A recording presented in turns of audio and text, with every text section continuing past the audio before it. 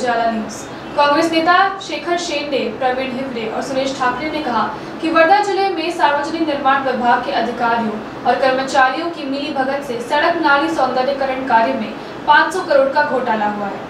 उनका कहना है कि अधिकारियों ने अवैध नियम शर्तें थोपकर इच्छुक ठेकेदारों को काम दे दिया। इसी कारण वर्धा के ठेकेदारों के पास 1 साल से कोई काम नहीं है। उन्होंने चेतावनी दी है कि यदि इन सभी कार्यों की जांच कर दोषी अधिकारियों पर कार्रवाई नहीं हुई तो वे कोर्ट जाएंगे। कामं निघाली, बीओक्यू बजेट अंतर्गत 500 कोटीची कामं निघालेली आहे। त्या कामामध्ये ज्या ठेकेदारांनी जे टेंडर प्राप्त केलेले आहे, निविदा म्हणजे ज्यांना वर्क ऑर्डर मिळाले आहे, त्या ठेकेदारांनी खोटे प्रकारचे कागदपत्र, फॅब्रिकेट डॉक्युमेंट्स देऊन कागदपत्र टेंडर मिळवलेले आहे।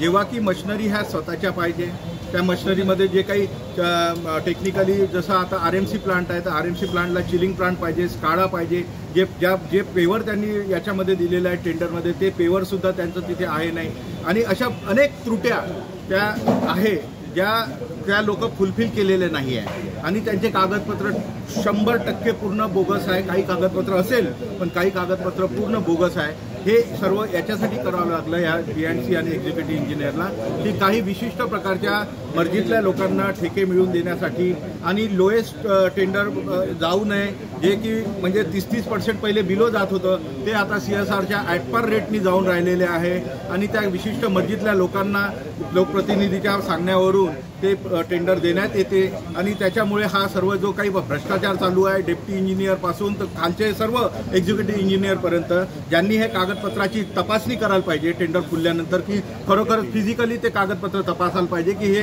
कागद जे त्यांनी दिले आहे ते मशिनरी आहे का नाही, ते मशिनरीचे नंबर हे ते सर्व तपासले पाहिजे। हे न तपासता त्यांना ओके करून दिलेलं आहे आणि त्या ओकेच्या बदल्यात खोके झालेले आहे।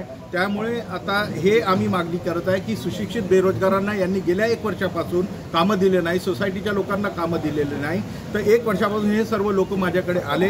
आम्ही त्याच्या म्हणण्यावर ह्या सर्व त्यांनी ज्या काही अटी ज्या टेंडरमध्ये आहे त्याच्या त्रुट्या सांगितल्या, त्या त्रुटीच्या आधारे आम्ही चीफ इंजिनियर SC व्हिजिलन्स यांना पत्र दिले की आपण स्वतः येऊन प्रत्यक्ष कामाची पाहणी करावी, मशिनरीची पाहणी करावी, त्यांचे कागदपत्र तपासावे। जर कागदपत्र खोटे आढळत असेल तर त्यांच्यावर गुन्हा दाखल करण्यात यावा, जे म्हणजे शासनाचे अधिकारी असो किंवा ठेकेदार असो, त्या दोघांवरही शासन व्हायला पाहिजे ही आमची मागणी आहे।